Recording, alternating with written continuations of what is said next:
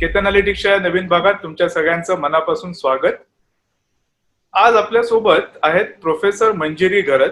Professor Manjiri घरत या Indian pharmaceutical असोसिएशनच्या उपाध्यक्ष आहेत, वंदनानी फार्मसी कॉलेजच्या प्राचार्य आहेत आणि तुम्ही त्यांचे लेख गेल्या काही महिन्यांमध्ये किंवा काही वर्षांमध्ये अनेक वर्तमानपत्रांमध्ये वाचले असतील. त्यातली त्यांची दर आठवड्याला लोकसत्तेमध्ये पण एक सिरीज सुरू असते, ती तुम्ही वाचली असेल. आज आपल्या बरोबर मंजिरी मॅम आहेत, ते एका वेगळ्या विषयासाठी आहेत, अर्थात त्यांच्या क्षेत्राचाच निगडीत विषय आहे, तो म्हणजे वॅक्सिन्स. आज सगळ्यांनाच हा प्रश्न पडलाय की बाबा कधी एकदा या कोरोनावरती वॅक्सिन बनतेय आणि आपल्या सगळ्यांची मान सुटतेय. तर मला माहितीये की तुम्हाला त्यांच्याकडनं नक्की जाणून घ्यायला आवडेल. मॅडम, तुमचं अत्यंत मनापासून स्वागत केतन अॅनालिटिक्स मध्ये. पहिला प्रश्न, एक सरसकट असं वाटतं की प्रत्येक आजारावर लस यायला पाहिजे, पण जगातल्या प्रत्येक आजारांवरती लस स्लॅश वॅक्सिन हे शक्य असतं का? कुठल्या आजारांवरती शक्य असते आणि कुठल्या आजारांवरती नसते? धन्यवाद केतन. जर सगळ्या आजारांविरुद्ध लस निर्माण व्हायला लागली तर फार्मसी प्रोफेशन, मेडिकल प्रोफेशननी पुढे करायचं काय, असा आम्हाला प्रश्न निर्माण होईल. तर तसं शक्य नाहीये. तर आजारांचे बघितलेत ना तुम्ही, तर दोन प्रकार असतात. तर दोन प्रकार म्हणजे काय की एक म्हणजे आजार जो संक्रमित होतो एकीकडून दुसरीकडे, आणि हे जे आजार असतात ते सूक्ष्म जीवांनी म्हणजे मायक्रो ऑर्गॅनिझम्सनी तयार झालेले, निर्माण झालेले असतात. जसं की टायफॉइड आहे, कॉलेरा आहे, ट्युबरक्युलोसिस आहे, मलेरिया आहे, आजचा कोविड आहे, HIV एड्स आहे. तर हे सगळे बॅक्टेरिया म्हणजे जीवाणू किंवा विषाणूंमुळे किंवा प्रोटोझोआ म्हणतात त्याच्यामुळे निर्माण झालेले असतात. आणि या आजारांविरुद्ध म्हणजे जी संसर्गजन्य इन्फेक्शन्स आहेत, कम्युनिकेबल डिसीजेस आहेत, त्याच्या विरुद्ध प्रतिकार शक्ती काम करते. आणि या प्रतिकार शक्तीला जागरूक करण्यासाठी आणि आपल्याला सुसज्ज ठेवण्यासाठी आपण वॅक्सिन्स म्हणजे लस निर्माण करू शकतो, याच मायक्रो ऑर्गॅनिझम्सना म्हणजे सूक्ष्मजीवांना वापरून. दुसरे जे आजाराचा गट आहे त्याला म्हणतात नॉन कम्युनिकेबल डिसीजेस, म्हणजे ते एकाकडून दुसऱ्याकडे संक्रमित होत नाहीत. त्याची काही वेगळी कारणं असतात, जीवनशैलीमध्ये त्याची कारणं आहेत, जीन्समध्ये काही कारणं आहेत. असे आजार म्हणजे कोणते? तर मधुमेह, कॅन्सर, संधिवात, उच्च रक्तदाब, हे सगळे जे आजार आहेत ना त्याला आपण जीवनशैलीचे आजार, लाईफस्टाईल डिसऑर्डर्स किंवा असंसर्गजन्य आजार म्हणतो. त्याच्याविरुद्ध काही आपल्याला वॅक्सिन वगैरे बनवता येत नाही, कारण त्याची कारणं काही सूक्ष्मजीव किंवा सूक्ष्मजंतू नसतात, ती लाईफस्टाईल मध्ये असतात, जीन्स मध्ये असतात, जसं मी म्हटलं तसं, किंवा वाढतं वय एक कारण असू शकतं. तर आपल्याला वॅक्सिन प्रिव्हेंटेबल डिसीजेस म्हणजे काही इन्फेक्शन्स अशी आहेत किंवा इन्फेक्शनचा प्रकार असा आहे की ज्याच्यासाठी आपण लस निर्माण करण्याचा प्रयत्न करू शकतो किंवा ऑलरेडी केलेला आहे. आणि म्हणून वॅक्सिन प्रिव्हेंटेबल डिसीजेस आज काही आहेत, जसं पोलिओ आहे की जो आपण वॅक्सिननी प्रिव्हेंट करू शकलो. आपल्याला पोलिओसाठी कुठलंही औषध आपल्याकडे नव्हतं, केवळ आणि केवळ वॅक्सिन लसमुळे आपण पोलिओला दूर ठेवू शकलो, म्हणजे इरॅडिकेशन झालं त्याचं. तर असं आपल्याकडे कायम रिसर्च, संशोधन चालू असतं की हे जे संसर्गजन्य आजार आहेत त्याच्या विरुद्ध आपण वॅक्सिन तयार करू शकतो का, हे आपला प्रयत्न आपल्या संशोधकांचा चालू असतो. आता तुम्ही म्हणालात की वॅक्सिन म्हणजे काय, तर वॅक्सिनला मराठीमध्ये आपण लसीकरण म्हणतो, वॅक्सिनेशनला. तर हे जेव्हा सूक्ष्म जंतूंनी झालेले आजार आपल्याला होतात, म्हणजे आपल्यावर आक्रमण करतात, तेव्हा या सूक्ष्म जंतूंच्या विरुद्ध आपल्याकडे आपल्या शरीरात एक प्रतिकार शक्ती यंत्रणा असते, ती जागरूक होते आणि ती या इन्फेक्शियस ऑर्गॅनिझम्स सूक्ष्म जंतूंना अटॅक करते आणि मग ते आपला तो आजार बरा होऊ शकतो. तर ही नैसर्गिकरित्या आपल्याला निसर्गाने दिलेली देणगी आहे. म्हणजे बघा, निसर्गाची किमया बघा की आपल्याला काहीतरी फॉरेन म्हणजे परकीय शत्रूंचं आक्रमण होणार हे जाणून आपली प्रतिकार शक्ती कायम जागरूक असते. आणि जर आपल्याला आक्रमण झालं सूक्ष्म जंतूंचं तर प्रतिकार शक्ती ओळखते की हे काहीतरी परकीय आहे, हे काहीतरी शत्रू आहे, आणि मग लगेच निर्माण करते अँटीबॉडीज. अँटीबॉडीज म्हणजे एक प्रकारची प्रथिनं आहेत की जी येणाऱ्या आक्रमण करणाऱ्या जंतूला मारून टाकतात, त्याला नेस्तनाबूत करतात. तर हे काम आपली नैसर्गिकरित्या प्रतिकार शक्ती करत असते. एखादे इन्फेक्शन आपल्याला झालं, आता समजा कांजिण्या झाल्या, तर आपली प्रतिकार शक्ती ह्याच्या विरुद्ध प्रतिपिंड म्हणजे अँटीबॉडीज बनवते आणि कदाचित आयुष्यभर आपल्याला या अँटीबॉडीजमुळे संरक्षण मिळतं. पण जर आपल्याला हे नैसर्गिकरित्या म्हणजे अँटीबॉडीज तयार करायच्या शरीरात, तर मग प्रत्येक इन्फेक्शन आपल्याला झालं पाहिजे तेव्हा कुठे अँटीबॉडीज मिळणार आपल्याला तयार होणार, तर हे शक्य नाही. तर आपल्याला आजार होऊच नये, प्रतिबंधात्मक, प्रोफिलॅक्टिक असं जर आपल्याला काही यंत्रणा करायची असेल तर ते म्हणजे वॅक्सिन्स. वॅक्सिन्स म्हणजे काय की आपल्याला मुद्दामून बाहेरून त्याचं इंजेक्शन किंवा त्याचा ओरल तोंडावाटे ते द्यायचं, मी एक प्रकारचं औषध समजा, पण वापरतो आपण कशाला? प्रतिबंध. कशाचा प्रतिबंध?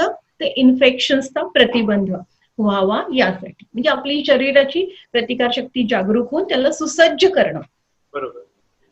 मॅम, आता तुम्ही एक म्हणालात की अँटीबॉडीज आपल्या शरीरात तयार होतात आणि त्या अँटीबॉडीज फाईट करतात आणि मग आपण आपल्या शरीरामध्ये जे काही इन्फेक्शन आलं असेल त्याच्याशी शरीर फाईट करू शकतं. आता एक शब्द सातत्याने ऐकू येतोय जो सगळे लोक वापरतात, मला माहित नाही किती टक्के लोकांना त्याचा एक्झॅक्ट मिनिंग माहितीये, म्हणजे हर्ड इम्युनिटी तयार होणं. तर या हर्ड इम्युनिटीचा आणि अँटीबॉडीजचा काही कनेक्शन आहे? हो, इम्युनिटी किंवा रोगप्रतिकार शक्ती म्हणजेच आपल्या शरीरामध्ये अँटीबॉडीज तयार होणं. बरोबर. म्हणजे जेव्हा एखादा सूक्ष्म जंतू समजा आता आपल्यावर अटॅक करतो, तेव्हा मी जसं म्हटलं तसं आपल्या शरीरामध्ये ना वेगवेगळ्या प्रकारच्या रक्तपेशी आहेत. लाल रक्तपेशींचं नाव ऐकलं असेल, रेड ब्लड सेल्स. दुसऱ्या आहेत त्या पांढऱ्या रक्तपेशी. या पांढऱ्या रक्तपेशी या आपल्या मुख्यतः प्रतिकारशक्तीशी निगडीत आहेत. आणि त्या पांढऱ्या रक्तपेशींमध्ये बी लिम्फोसाइट्स आणि टी लिम्फोसाइट्स असे 2 प्रकार असतात. तर जेव्हा एखादा आपल्यावर इन्फेक्शन अटॅक करतं तेव्हा या बी लिम्फोसाइट्स, टी लिम्फोसाइट्स लगेच कामाला लागतात म्हणजे असं की त्या स्वतःच्या लगेच मल्टिप्लिकेशन करतात आणि मोठी फौज निर्माण करतात आणि मग त्याच्यामध्ये काही प्लाझ्मा सेल्स म्हणून असतात, त्या अँटीबॉडीज बनवतात. ओके, तर या अँटीबॉडीज आपल्या शरीरामध्ये इन्फेक्शनच्या विरुद्ध बनवल्या जातात. इम्युनिटी म्हणजे काय? की अँटीबॉडीज बनवल्या जातात आणि त्या अँटीबॉडीज आपल्या या सूक्ष्म जंतूला मारून टाकतात. बरोबर. आता हर्ड इम्युनिटी म्हणजे काय? ही सामूहिक रोग प्रतिकार शक्ती. म्हणजे जेव्हा आपल्याला एखादं इन्फेक्शन होतं, समजा कोविडचं इन्फेक्शन, तर जेव्हा ते अनेक लोकांना होईल समाजातल्या, म्हणजे असं म्हणतात की 60 ते 70% लोकांना जेव्हा ते इन्फेक्शन होईल तेव्हा ते इन्फेक्शन झाल्यामुळे आपलं शरीर त्याच्या विरुद्ध काम करेल आणि आपल्या शरीरामध्ये अँटीबॉडीज बनलेल्या असतील, तर म्हणजे ही सामूहिक प्रतिकार शक्ती तयार होईल. आणि मग जेव्हा 60 ते 70% लोकांना हे इन्फेक्शनवर अँटीबॉडीज तयार होतील तेव्हा ते एक दुसऱ्याला इन्फेक्शन देण्याचं प्रमाण, कम्युनिटी ट्रान्समिशन ऑलमोस्ट नील होईल, 0 होईल. तर हर्ड इम्युनिटी म्हणजे सामूहिक रोग प्रतिकार शक्ती तयार होणं, ज्याला वेळ लागतो. ओके मॅम, ज्या प्रश्नाचं उत्तर आज प्रत्येक भारतीय माणूस किंवा प्रत्येक जगातला माणूस ऐकू इच्छितो, कोरोनाच्या लसीची प्रगती नक्की काय? कारण पेपरांमध्ये ज्या आम्ही बातम्या वाचतो त्या असतातच, पण तुम्ही या क्षेत्रात आहात त्यामुळे कदाचित तुमच्या वर्तुळामध्ये अधिक सातत्याने ही चर्चा जास्त होत असेल. काय माहिती आहे, काय चालली आहे सध्या, प्रगती कुठवर आहे, काही अंदाज? अशी माझ्याकडे काही आतल्या गोटातली माहिती नाही, पण आमच्याकडे चर्चा नेहमीच होत असते आणि आम्ही त्याच्यावर कायम लक्ष ठेवून असतो की कधी येणार वॅक्सिन, काय चालू आहे. तर जगातले जवळजवळ 101 देश कामाला लागले. म्हणजे कोविडनी 100 देशातल्या तरी कमीत कमी संशोधकांना कामाला लावलंय. अमेरिका, ऑस्ट्रेलिया, इंग्लंड या सगळ्या ठिकाणी आता वॅक्सिनसाठी रिसर्च चालू आहे. त्यातली काही 2-3 महत्वाची वॅक्सिन्स म्हणजे ज्यांची प्रगती झाली आहे, तर ते ऑक्सफोर्ड युनिव्हर्सिटी UK मध्ये, तर त्यांनी एक वॅक्सिन म्हणजे शोधलं आहे, म्हणजे आता ते प्रयोगशील स्टेजला, एक्सपेरिमेंटल स्टेजला आहे. अमेरिकन मॉडर्ना नावाची कंपनी आहे, त्यांनीही एक वॅक्सिन सदृश्य कंपाऊंड तयार केलेलं आहे आणि त्यांच्याही ट्रायल्स चालू आहेत. तर या सगळ्या ट्रायल्स म्हणजे त्याच्यामध्ये पहिल्यांदा खरं म्हणजे अॅनिमल्सवर ट्रायल असतात, प्राण्यांमध्ये, तर त्या पण आता या अर्जंट इमर्जन्सी सिच्युएशन मध्ये करत नाहीये. तर फेज 1, फेज 2 म्हणजे ह्युमन ट्रायल्स आता चालू झालेले आहेत, म्हणजे कुठे मनुष्यामध्ये चाचण्या बघायला की हे जे आपण काही वॅक्सिन सदृश्य बनवलंय ते योग्य काम करतंय का. तर सध्या तरी परिस्थिती अशी आहे की इंग्लंडमध्ये, अमेरिकेत, ऑस्ट्रेलियामध्ये काम चालू आहे. ऑक्सफोर्ड युनिव्हर्सिटीनी भारतातल्या पुण्यातल्या सिरम इन्स्टिट्यूट ऑफ इंडियाशी सुद्धा टायअप केलेलं आहे आणि क्लिनिकल ट्रायल्स आता हळूहळू चालू झालेले आहेत. क्लिनिकल ट्रायल्स जो फेज 1 म्हणजे 1000 लोकांमध्ये याचं टेस्टिंग करणं ते झालेलं आहे. पुढे फेज 2 मध्ये 10,000 लोकांवर काम आपल्याला टेस्ट करायचंय, ते पण चालू झालेलं आहे. त्याच्यानंतर फेज 3 मध्ये अजून मोठ्या ट्रायल्स म्हणजे मोठ्या प्रमाणात लोकांवर हे आपल्याला टेस्ट करायचंय. तर या सगळ्या गोष्टी सध्या चालू आहेत. पण हे सगळं होऊन हा जो मॉलिक्यूल, जो काही वॅक्सिन आपण तयार केलंय, म्हणजे ते यशस्वी होऊन हे सगळं एक बॅरियर्स आहेत, म्हणजे हे सगळे अडथळ्याची शर्यत पार करून जर यांनी सिद्ध केलं वॅक्सिन की मी सुरक्षित आहे, मी गुणकारी आहे आणि मी योग्य तो इम्युन रिस्पॉन्स तुमच्यामध्ये निर्माण करतोय, हे जर या वॅक्सिन कॅन्डिडेट्सने सिद्ध केलं तर आपल्याला फूड अँड ड्रग ऍडमिनिस्ट्रेशन किंवा ड्रग्स कंट्रोलर त्याला मान्यता देतं. हे सगळं व्हायला कमीत कमी म्हणजे हे कमीत कमी आहे, कमीत कमी 1 ते 1.5 वर्ष लागणार आहे. म्हणजे खरं म्हणजे कुठलंही नवीन औषध किंवा वॅक्सिन बनवायला 8 ते 10 वर्ष लागतात. पण आता आपण तो अवधी कट शॉर्ट केलाय. आपण काही टेस्ट त्यातल्या आधीच्या करत नाही आहोत. ह्युमन ट्रायल्स चालू केले, तरीही 1.5 वर्ष लागू शकतं. म्हणजे वॅक्सिन अजून आपल्यापासून दूर आहे, पण प्रयत्न खूप चांगल्या मार्गावर आहे. They are on right track. पण कधी त्याचा आपल्या त्याच्या सगळ्या टेस्टिंग होऊन मग आपल्याला त्याचे रिझल्ट मिळतील. तर आपल्याला पेशन्सची गरज आहे. संशोधक खूप काम करतात. आणि त्याच्यात आनंदाची गोष्ट आहे की भारतातही त्याचं म्हणजे सिरम इन्स्टिट्यूट त्याच्यात सहभाग आहे. तुम्हाला माहिती असेल भारतामध्ये 70% जगातली वॅक्सिन्स भारतात बनतात. त्यामुळे आपली प्रोडक्शन कपॅसिटी प्रचंड आहे. अच्छा, म्हणजे जगातलं प्रत्येक मूल भारतात बनलेलं एकतरी वॅक्सिन त्याला दिलं जातं. ही एक अभिमानाची गोष्ट आहे की भारताची प्रोडक्शन कपॅसिटी एवढी प्रचंड आहे. आपण संशोधनामध्ये अग्रेसर तितके नाही होत पाहिजे, पण भारताची प्रोडक्शन कपॅसिटी म्हणजे 1-1.5 बिलियन वगैरे डोसेस बनवणं आपल्याला सहज शक्य. मॅम, एक प्रश्न की तुम्ही मगाशी म्हणाल तसं की जे आजार संक्रमित होतात त्या आजारांच्या वरती लस शोधली जाते, पण या संक्रमित आजारांमधला एक मोठा आजार आहे HIV, जेव्हा साधारणपणे असं म्हणतात की तो 1984च्या आसपास माणसाच्या शरीरात शिरला आणि आज जवळपास 36 वर्ष झाली, अजून त्याच्यावर कन्फर्म लस काही मिळालेली नाहीये. तर ह्या लस शोधण्यामध्ये म्हणजे आता एक हा पूर्णपणे लेमॅन डाऊट, असं म्हणतात की प्रत्येक माणसांचा जेनेटिकल सेट वेगवेगळा असतो, किंवा काही समजा काही विशिष्ट जेनेटिकल सेट जगातल्या जे काही 600-700 कोटी लोकांची लोकसंख्या आहे त्यांचे काही एक असतील, एक 7, 8, 10 मला माहित नाही, एक जेनेटिकल सेट्स असतील. तर ही लस बनवताना या सगळ्या सेट्सला ती लागू पडेल हे कसं बनवतात, किंवा याचा विचार कसा केला जातो? जेनेटिकल व्हेरिएशन याच्याबद्दल मला म्हणजे सांगता येणार नाही की आपल्याला आपण जी लस बनवतो ना तर ती सगळ्यांना तशी लागू होते. आणि आता या क्लिनिकल ट्रायल्सच्या माझा प्रश्न हा की आता जगभरामध्ये एवढ्या रेस आहेत, एवढ्या प्रकारची माणसं आहेत, त्या सगळ्यांना ती सूट होणारी एकच लस बनवली जाते, म्हणजे ते कसं काय केलं जातं? नाही, जेनेटिक व्हेरिएशन पेक्षा रोग निर्माण कोण करतंय, इन्फेक्शन कोण करतंय, तोच तो व्हायरस ना, किंवा तेच तो जीवाणू. त्यामुळे तो महत्वाचा आहे. आणि आपलं जेनेटिक व्हेरिएशन काही प्रमाणात महत्वाचं आहे. पण आपण जेव्हा एखादं वॅक्सिन शोधतो तेव्हा त्याच्या मी म्हटलं तसं फेज 1, फेज 2 अशा ट्रायल्स घेतल्या जातात.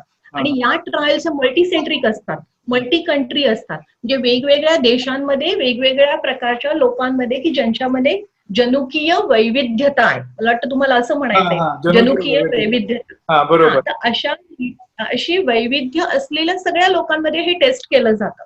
आता असं कोविडचं वॅक्सिन आहे तर त्याचं सुद्धा multi centric multi country testing होणारच आहे. तर ते लागू पडते की नाही बघता येतात. तर जेनेटिक व्हेरिएशनचा भाग त्याच्यामध्ये इतका येणार नाही.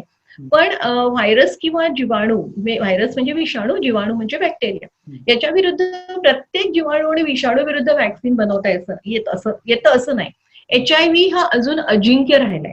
म्हणजे आपण औषधं शोधली, HIV म्हणजे एड्सचा विषाणू, आपण त्याच्या विरुद्ध औषधं शोधली, ट्रीटमेंट शोधली, पण आपल्याला वॅक्सिन नाही जमलंय अजून.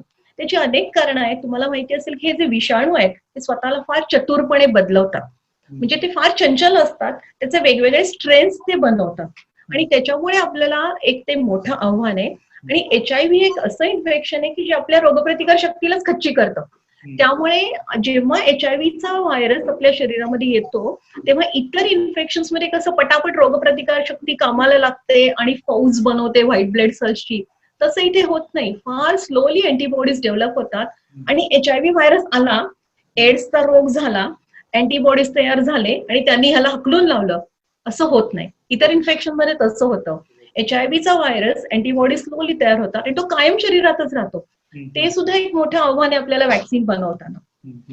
अशी HIV रिसर्च मध्ये अनेक आपल्याला अडचणी आल्या, अनेक लिमिटेशन्स आली.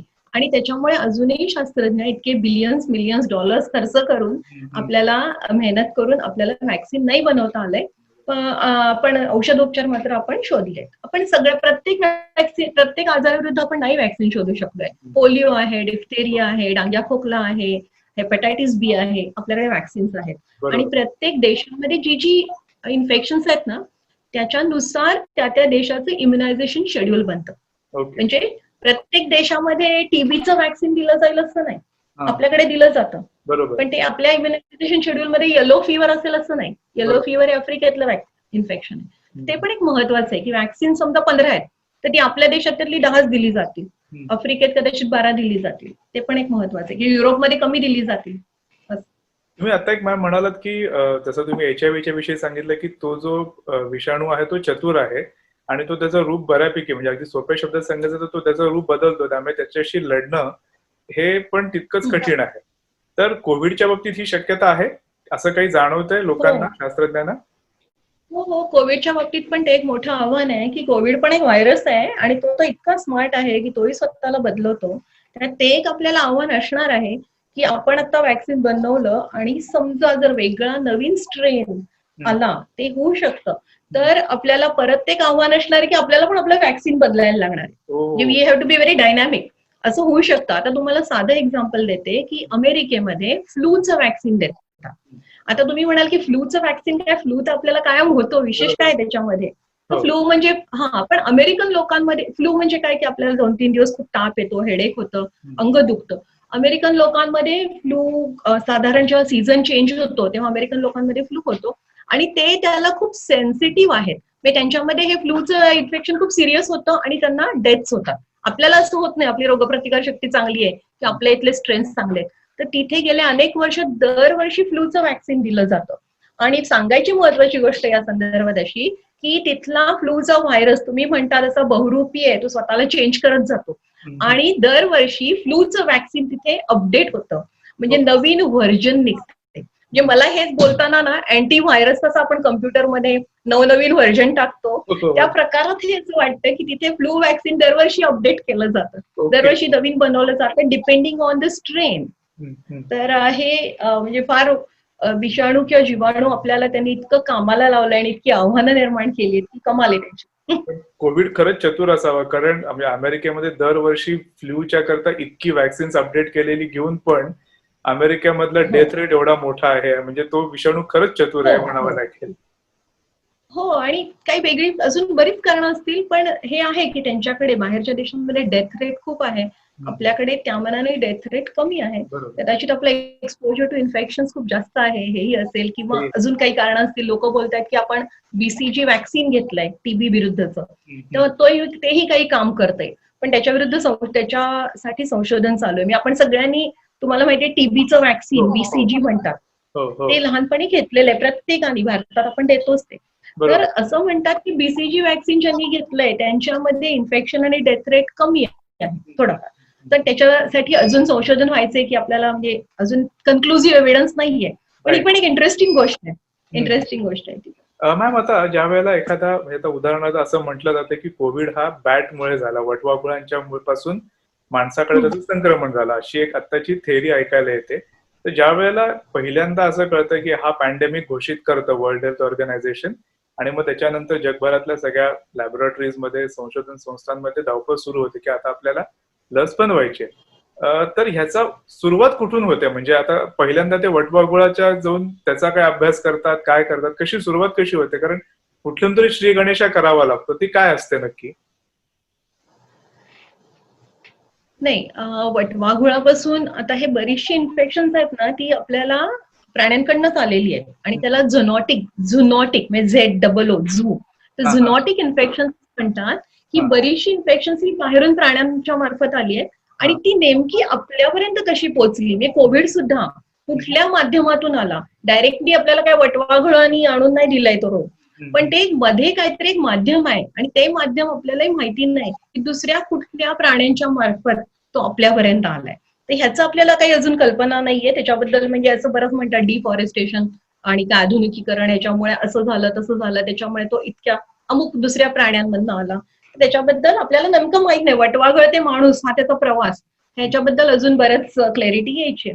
पण म्हणून आपल्याला आता संशोधन करताना व्हॅक्सिनसाठी वटवाघळापर्यंत पोहोचायची गरज नाही. आपल्याकडे जे आता इन्फेक्शन झालेलं आहे, ब्लडमध्ये लोकांच्या कोविड व्हायरस आहे, त्याचं रिसर्च करून, त्याच्यावर रिसर्च करून, त्या व्हायरसचं रिसर्च करून मग आपल्याला व्हॅक्सिन बनवता येतं. आणि एखाद्या व्हॅक्सिन जेव्हा बनवतात त्याच्यामध्ये 2-3 प्रकार असतात. की जो मायक्रो ऑर्गॅनिझम म्हणजे सूक्ष्म जंतू आजार निर्माण करतो त्याला किल करतात, त्याला मारतात, म्हणजे किल्ड वॅक्सिन. किंवा तो त्याला त्या सूक्ष्म पेशी जीवाला घेऊन त्याला अशक्त बनवतात, त्याला वीक बनवतात. म्हणजे काय की थोडक्यात असं वाघाची शेळी झाली असं की चावू पण शकत नाहीये, तो आपल्याला मारणार पण नाही, पण चावू शकेल इतपत, म्हणजे असं त्याला म्हणता येईल मला. त्याला म्हणतात लाईव्ह एटिन्युएटेड वॅक्सिन. म्हणजे त्याच्यामुळे आपल्याला आजार होणार नाही. बघा वॅक्सिन मध्ये जर लाईव्ह वॅक्सिन आपण देतोय म्हणजे तुम्ही त्याला तोच व्हायरस किंवा तोच जीवाणू इंजेक्ट करताय, पण आपल्याला त्याच्यामुळे आजार होत नाही. फक्त काय होतं की आपल्याला रोगप्रतिकार शक्तीला पण जागा करतो इतपत त्याच्यामध्ये अँटीजेनेसिटी म्हणतात ती असते. पण त्याच्यामध्ये पॅथोजेनिसिटी म्हणजे रोग निर्माण करण्याची क्षमता नसते, पण रोगप्रतिकार शक्ती जागरूक करण्याची क्षमता असते. म्हणजे किल्ड वॅक्सिन्स झाली आणि लाईव्ह वॅक्सिन्स झाली, किंवा सबयुनिट वॅक्सिन्स म्हणतात. म्हणजे त्या सूक्ष्म पेशी जीवाचा त्यातलं जे प्रोटीन, एखादं प्रथिन असतं की ज्याच्यामुळे आपली रोगप्रतिकार शक्ती जागरूक होते. म्हणजे फॉर एक्झाम्पल कोविडमध्ये, कोविड हे तुम्ही सगळ्यांनी आता चित्र पाहिलंय, तर त्याच्यावर असे स्पाइक प्रोटीन्स आहेत बघा. ते हे स्पाइक ग्लायकोप्रोटीन्स ना घेऊन वॅक्सिन बनवलं जात आहे, कारण त्या स्पाइक प्रोटीनमुळे आपली रोगप्रतिकार शक्ती जागरूक होती. तसे वॅक्सिनचे वेगवेगळे प्रकार आहेत. तर याच्यामध्ये तरी आता एक जे महत्वाचं ऑक्सफर्डचं वॅक्सिन आहे ते सब युनिट, म्हणजे त्या सूक्ष्म पेशीचा काही भाग प्रथिन घेऊन हे बनवणं चालू आहे. Okay okay.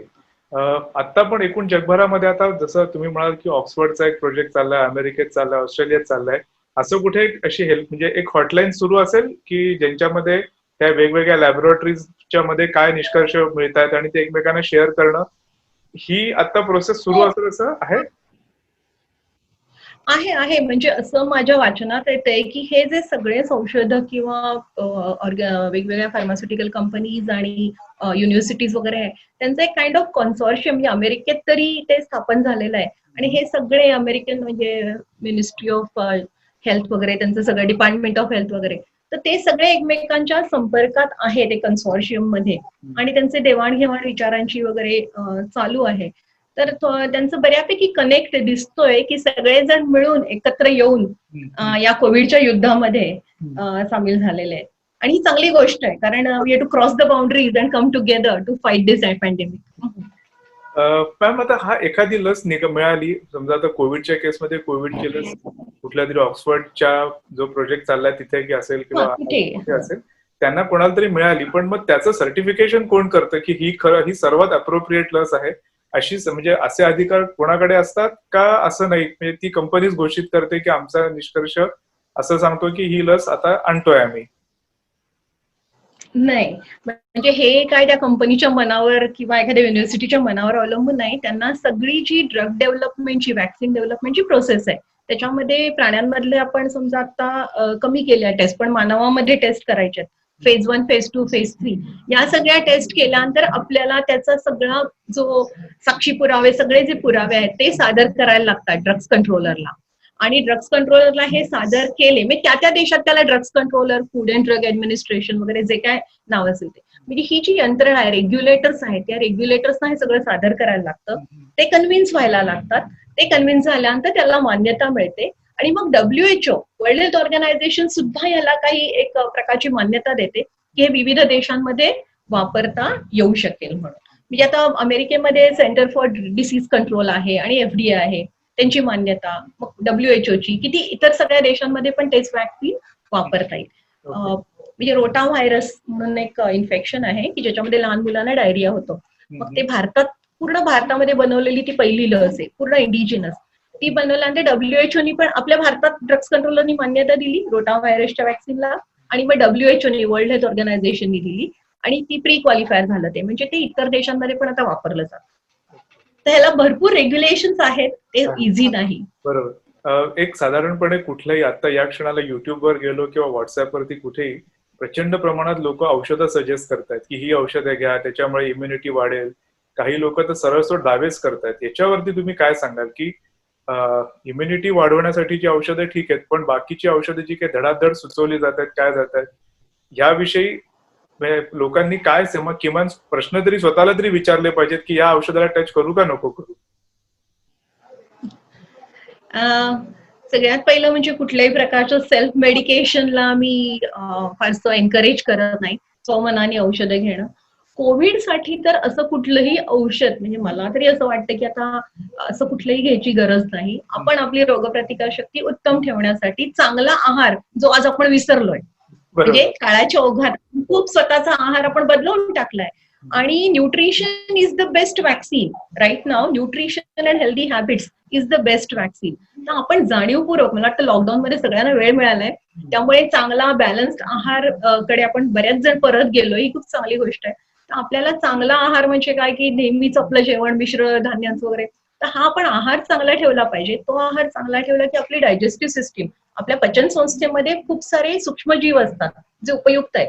ते अनेक चांगली रसायने निर्माण करतात की ज्यामुळे आपल्या रोगप्रतिकार शक्तीच्या ज्या पेशी आहेत त्यांना उत्तेजन मिळतं. कारण आहार हे this is nutrition is the best vaccine right now and also later on. तर मला वाटतं की अशी कुठली तरी औषधं घेण्यामध्ये काही अर्थ नाहीये. लोकांनी कुठल्याही या अफवांना वगैरे बळी पडू नये. आयुष मंत्रालयाने अर्सेनिकचा वापर सांगितलाय. होमिओपॅथिक औषध आहे. मला काही त्याच्याविषयी बोलण्याचा तसा अधिकार नाही. पण जर त्यांना जर होमिओपॅथीवर म्हणजे विश्वास असेल आणि आयुष मंत्रालयाने सांगितलंय तर मग त्यांनी चांगल्या होमिओपॅथिक डॉक्टरकडे जाऊन की जिथे चांगल्या प्रकारे हे अर्सेनिक बनवलंय ते घ्यावं. इथे तिथे एक तर त्याची क्वालिटी परत माहिती नाही.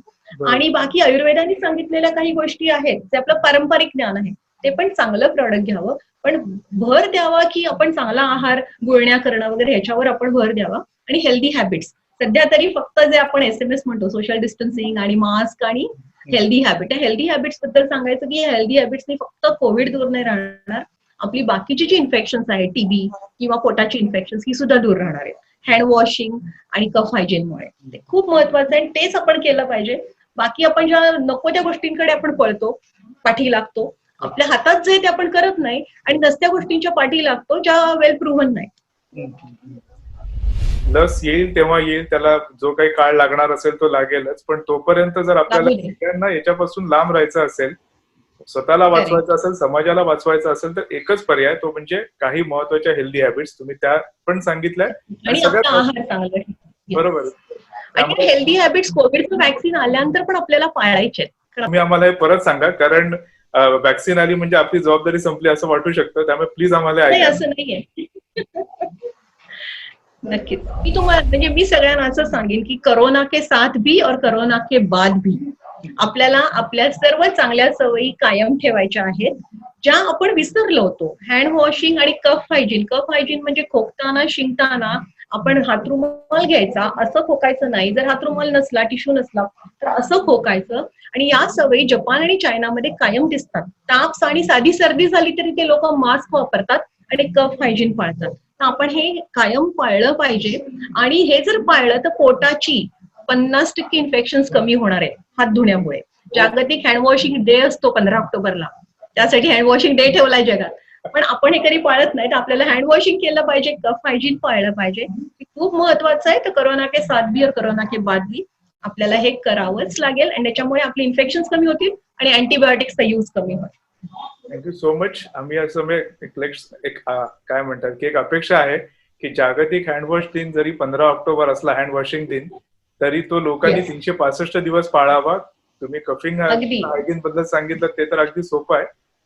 मॅम मनापासून धन्यवाद. तुम्ही ज्या पद्धतीने आम्हाला सोपं करून सांगितलं कारण साधारणपणे आमच्यासारखे सायन्स हा नावडता विषय असलेल्यांना सुद्धा कळलं की हे नक्की काय होतं. त्याबद्दल तुमचे मनापासून आपल्याला बरंच काही शिकवलं. म्हणजे धन्यवाद. किमान माझ्यासारख्या माणसाला सायन्सच्या विषयात इंटरेस्ट घ्यायला शिकवलं हे मी म्हणेन की चला काहीतरी अचिव्हमेंट आहे. थँक्यू. धन्यवाद मुलाखत घेतल्याबद्दल आणि प्रेक्षकांपर्यंत पोहोचण्याचं माध्यम दिलं.